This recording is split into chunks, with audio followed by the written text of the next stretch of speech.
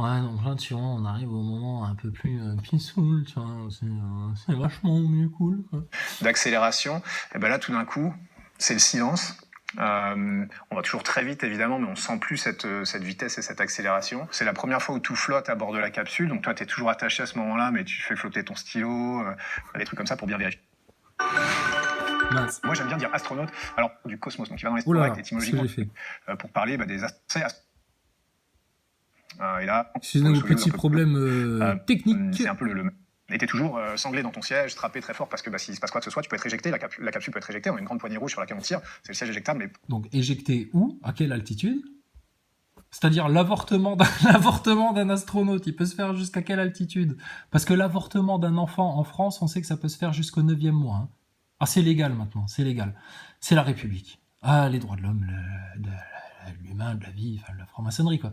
Belzébuth, Lucifer, quoi. Bon, bref, voilà. Mais l'avortement d'un astronaute, c'est jusqu'à quelle altitude? Jusqu'à quelle altitude tu peux tirer sur la poignée rouge? À partir de quelle altitude ils te disent non, non, Thomas, trop tard. Qu'est-ce qu'il y a? T'avais envie de faire caca? Ah ouais, trop tard, fais dans ta couche maintenant. La capsule entière, hein, pas individuelle. Et ensuite, tout ça se calme au bout du moment où on arrive en orbite, on se détache. Ah, la capsule entière. Et ensuite, tout ça se calme au bout du moment où on arrive en orbite, on se détache. Et ensuite, tout ça se calme au bout du moment où on arrive en orbite, on se détache du dernier étage.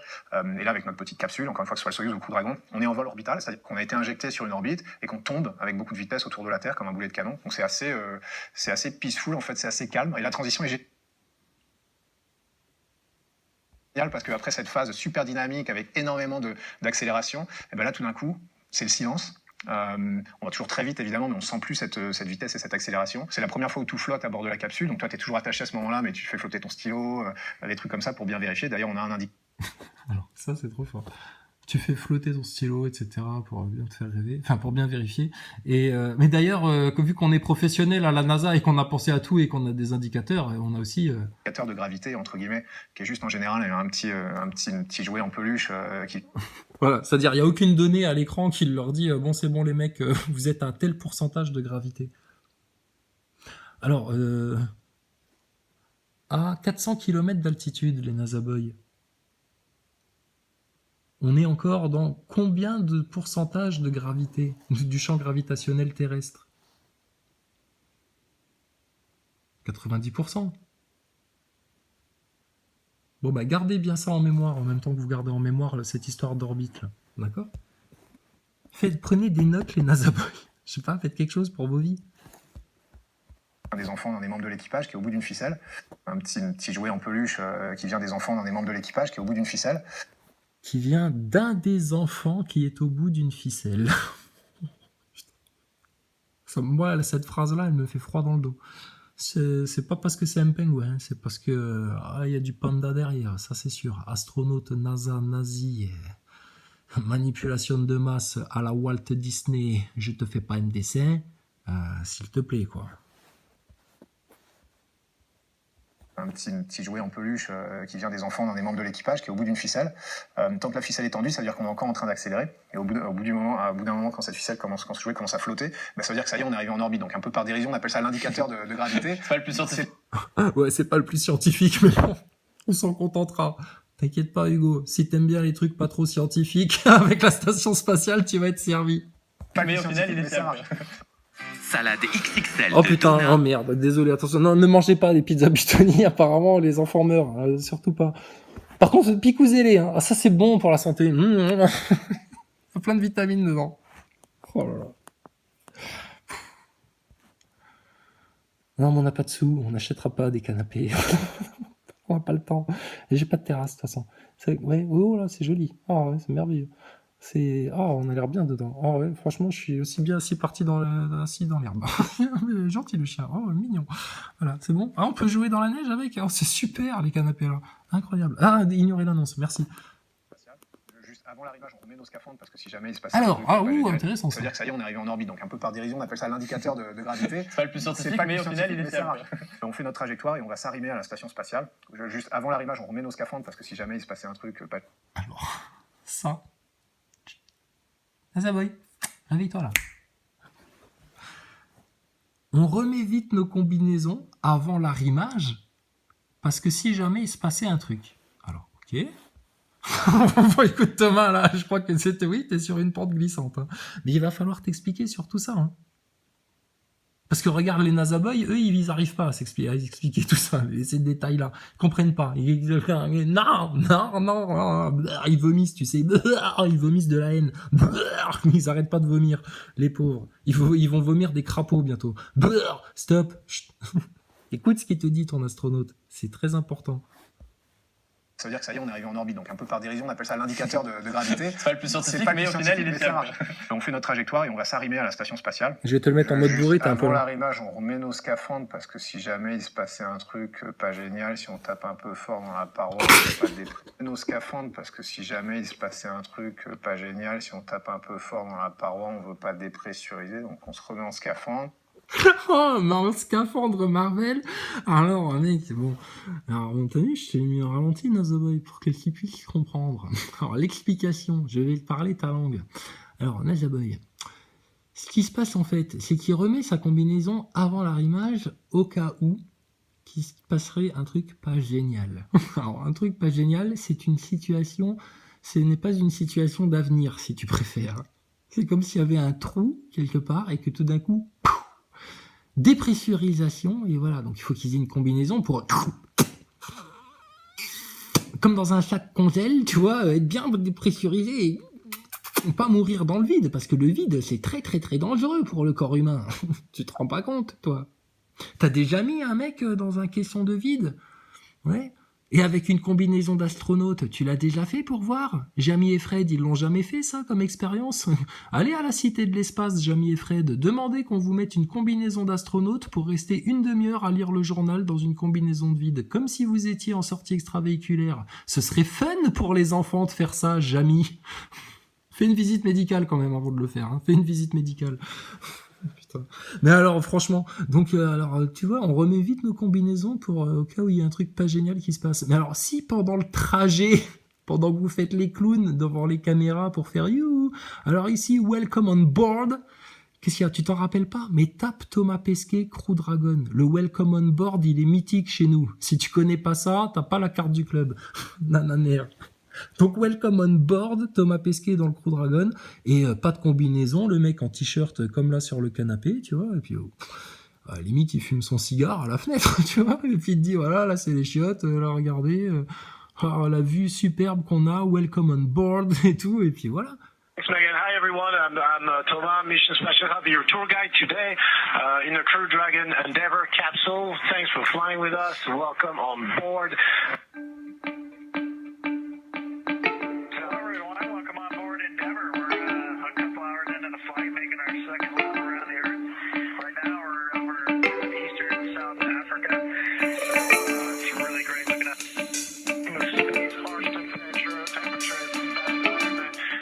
Inside, very comfy. We feel very well protected. Everything is great. If you're comfy, we feel very well protected. Everything is great. If you get closer, you can get a view out the window, and I'll try to give you that if the cable is long enough. And this is what we get to see. Coming up on Madagascar, but it's cloudy. I don't think you get a good view. À moins de 400 km d'altitude.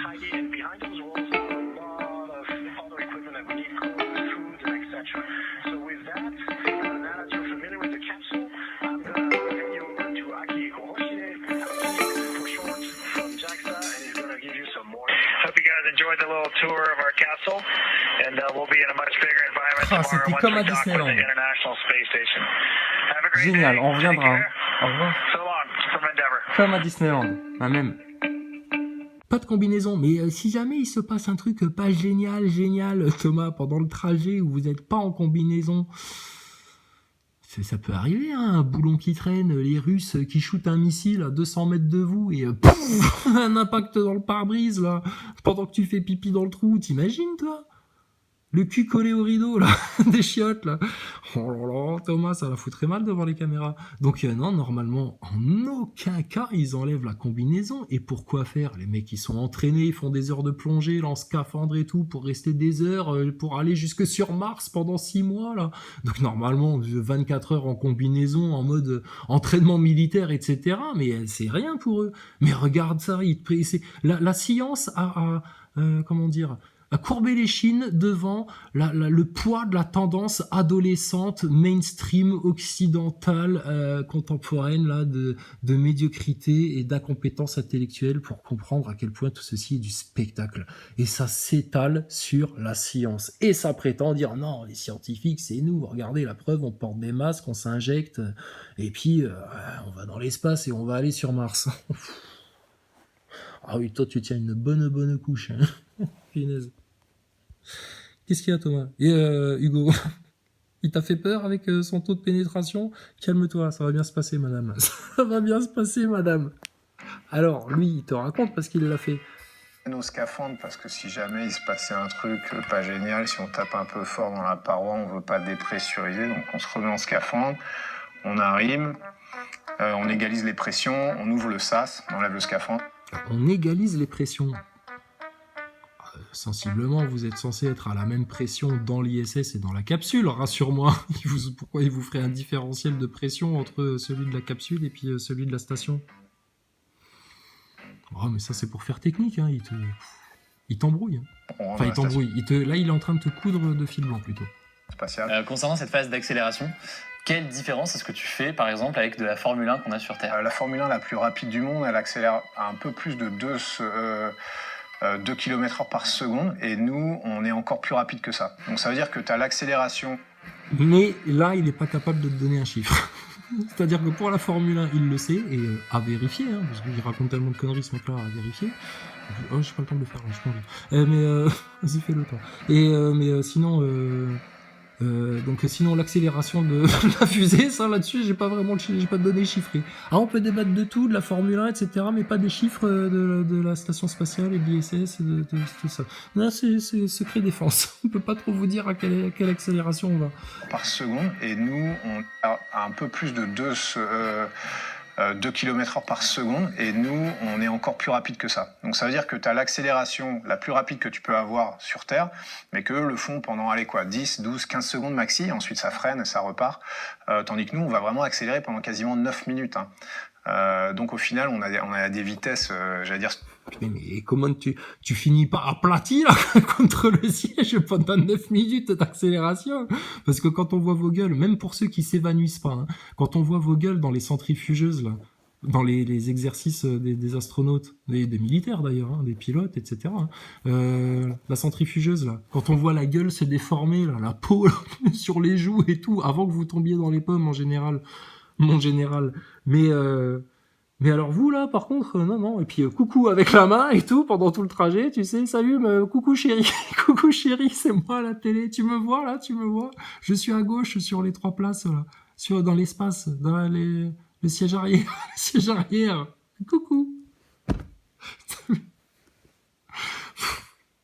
Alors souvent les gens disent mais pourquoi tu rigoles à tes propres blagues? Non mais c'est parce que moi j'ai des images dans la tête en fait, je regarde un film, tu vois, je te le raconte. Supersonique, on est bien au-delà du supersonique, on a 28 000 km/h, c'est des chiffres qui sont tellement grands qu'on se rend pas compte.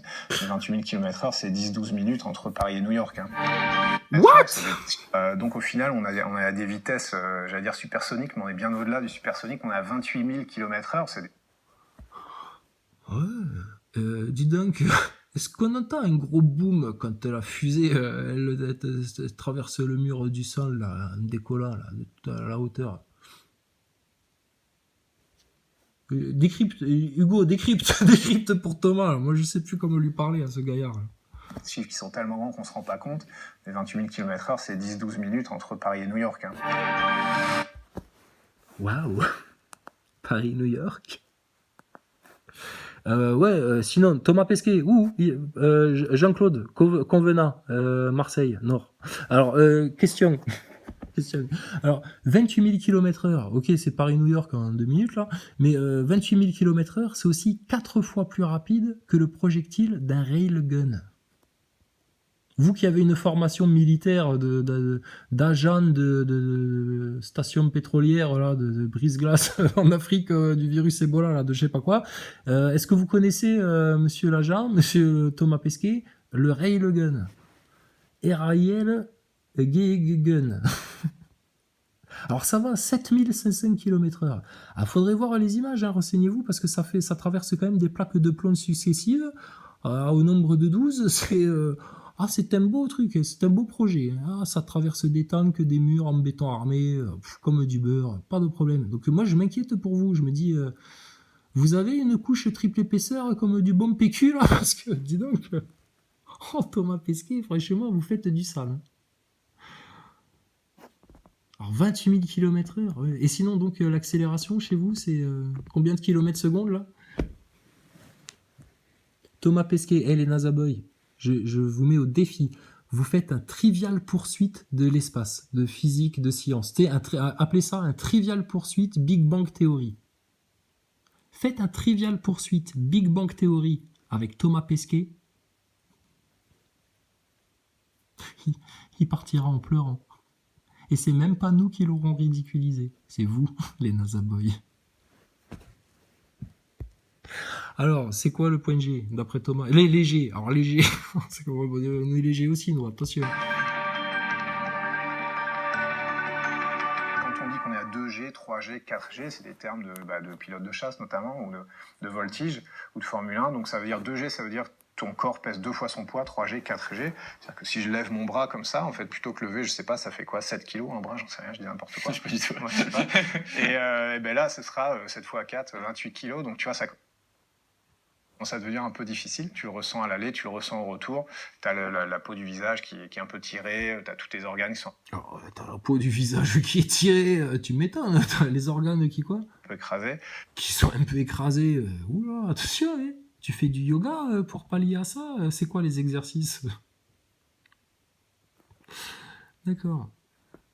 Mais à part ça, quand il revient sur Terre, il est un peu flagada. Thomas la chuchote, quoi. Il y a notamment une technique qui est de bloquer sa cage thoracique, parce que si tu la bloques pas en position haute, si tu restes en position basse, après à 4G, tu n'arrives plus à la lever. Et du coup, pour respirer, tu as un volume super réduit de tes poumons. Donc en fait, il faut arriver à bloquer. D'accord. Mais je sais pas, dans les années 60, 70, ou dans L'homme qui valait 3 milliards, dans le générique, quand il l'envoie dans l'espace avant de le reconstruire biogénétiquement, là. Ah, t'as des beaux mocassins, Thomas. Envoyer les mecs dans une fusée, ils avaient un... comme les pilotes de chasse, quoi. Un truc sur la gueule, justement, pour respirer. Enfin, vous avez pas ça. À la NASA. Putain de merde. Hugo, décrypte s'il te plaît. Qu'est-ce qui se passe là, à la NASA?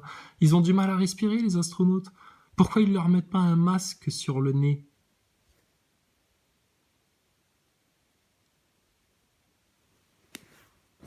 On pose des questions, nous. Hein. On est des enfants, hein. On est curieux. Hein. Excuse-nous. Hein. Sa cage thoracique, on peut... Oh, mais c'est pas vrai. Alors, attends. Oh mince. On est où? Qu'est-ce qui se passe? Alors c'est quoi léger? Ah on était là, c'est quoi léger? Alors c'est quoi léger? New York. Hein. Mon bras comme ça, en fait, plutôt que lever, je sais pas, ça fait quoi, 7 kilos un bras, j'en sais rien, je dis n'importe quoi. Je sais pas du tout. Ouais, je sais pas. Et ben là, ce sera 7 fois 4, 28 kilos. Donc tu vois, ça commence à devenir un peu difficile. Tu le ressens à l'aller, tu le ressens au retour. Tu as la peau du visage qui est un peu tirée, tu as tous tes organes qui sont un peu écrasés. Il a la peau tellement bien tendue, Thomas. Il y a notamment une technique qui est de bloquer sa cage thoracique, parce que si tu la bloques pas en position haute, si tu restes en position basse, après à 4G, tu n'arrives plus à la lever. Et du coup, pour respirer, tu as un volume super réduit de tes poumons. Donc en fait... T'as sûrement pris un pass sanitaire pour aller voir Top Gun 2 au cinéma, Hugo. Bon... James Bond, Tom Cruise Maverick, là, quand il est dans son gros avion d'américain pour aller bombarder les méchants et pour te faire kiffer au cinéma en buvant ton Coca-Cola et en bouffant ton popcorn, mec. Ah, t'as une belle bougie sur la table. Alors, dis voir, toi, Tom Cruise Maverick, là. D'ailleurs, Tom Cruise, il est pas venu faire son film, là, dans votre station spatiale, j'y pense, là. Monsieur Maverick, là. La honte. Alors, lui, il a un respirateur, là, un truc, là, un tuyau sur la gueule, là. Pourquoi eux, ils ont pas ça? Pourtant, dans les films Walt Disney des années 50, 60, 70 sur l'espace, ils l'avaient tous, hein. Mais là, bizarrement, ils ont plus besoin de respirer, ils préfèrent se bloquer la cage thoracique, et si jamais ils oublient de le faire, avec OSDG, ils n'arrivent plus à respirer, tu sais. Elle sert à quoi, la combinaison? À bloquer sa cage thoracique en position haute, respirer à l'intérieur de ça, et comme ça, au moins, tu as tout le volume disponible. Donc, tu vois, ces petites techniques comme ça. Bah oui, elle sert à quoi la combinaison? Parce qu'il pourrait avoir la combinaison, elle est censée servir à dépressuriser, pressuriser, etc. Bah écoute, il pourrait changer la pression à l'intérieur de la combinaison pour que la cage thoracique puisse être plus facilement libérée et juste avoir un masque d'oxygène, tu vois, à la bonne pression. Enfin, mais je sais pas, vous êtes allés à l'école, les NASA Boys, vous réfléchissez à quelque chose dans votre vie, je sais pas. Et à la NASA, ils se foutent pas de votre gueule? Regarde. Oh, regardez, on voit les étoiles dans l'espace tout d'un coup. Oh, ils ont allumé les étoiles. Oh, ils ont allumé les étoiles à la NASA, c'est formidable. Quels sont les horaires dans la Station Spatiale Internationale? Alors ça, c'est une question très importante, monsieur Marty McFly. Alors, on va voir ça au prochain épisode.